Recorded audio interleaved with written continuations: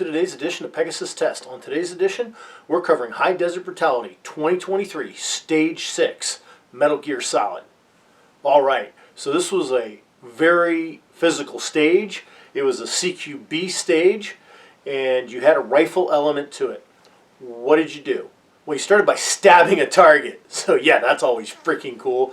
Then you retrieved your rifle, went to a shooting position on top of a boulder, and you had a spinner and two statics at around 100 meters, let's say, that you had to engage. You had to spin a spinner, and in my case, shooting through it, get a hit on each of the static plates, which I found out after the match was over and helped tear the stage down. Those plates were a whole lot smaller than I thought they were.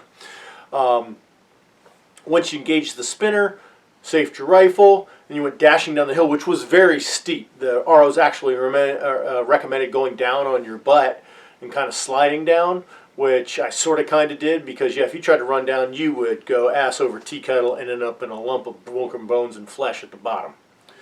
However, when you got to the entrance of the shoot house, there was a table there, and you had a chance to engage a bonus pistol target, one round from an H&K Mark 23. Pick it up, get your one shot, collect your bonus or not, and then into the house you go by crawling under the table.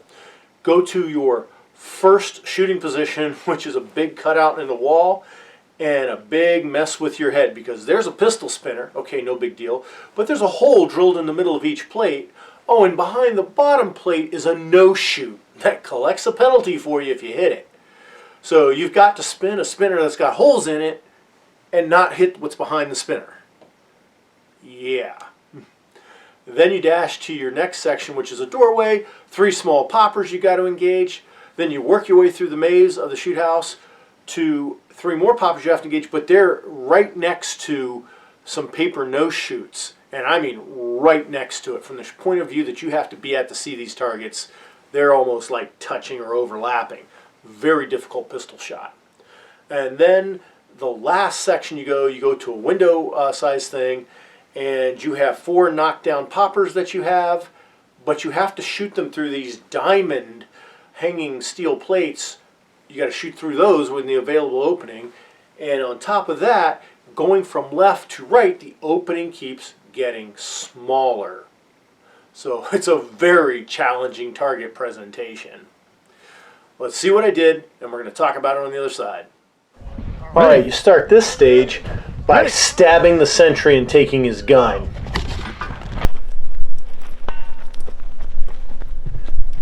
Then once you get to your shooting position, it's hard to see here, but there's a spinner. Each one's flanked by a static steel target. And 308 does a number on the spinner. That first hit gets it moving. The angle of the sun made it a little trouble telling which direction that spinner was going. I misjudged it not once but twice. So once each time I had it about ready to go over, fired a shot, hit it, and stopped all the momentum and had to start over. That's why the spinning on this takes so long. I actually did fairly well on this stage, but the time spent here, if I could have got that spinner over in about 3, maybe 4 shots, oh, that would have made all the time in the world. This would have been one of the better scores in the whole match. But, c'est la vie. It is what it is. Spinners have always proven to be a challenge for me. They seem bound and determined to stay that way. And, yeah, I just got to get better at it.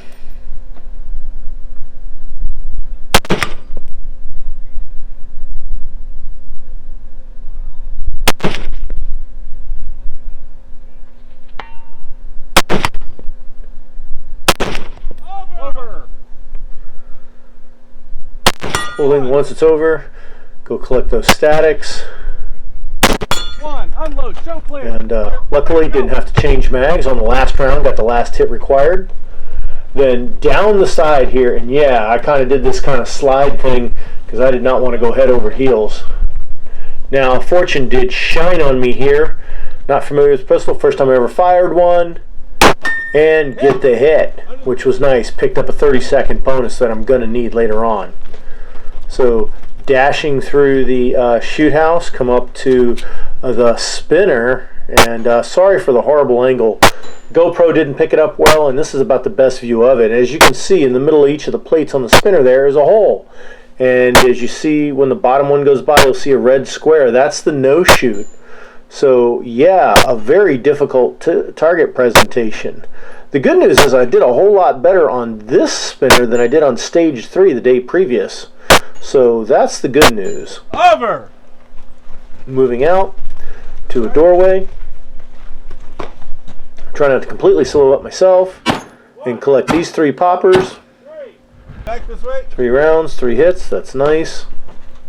And moving my way through, I go ahead, go to the next doorway, and this is where the hostage targets are. And just with either camera, we didn't catch anything good with this. So there's basically a white, small, no-shoot IPSC, and right next to it's a steel popper. Made pretty short work of them, though.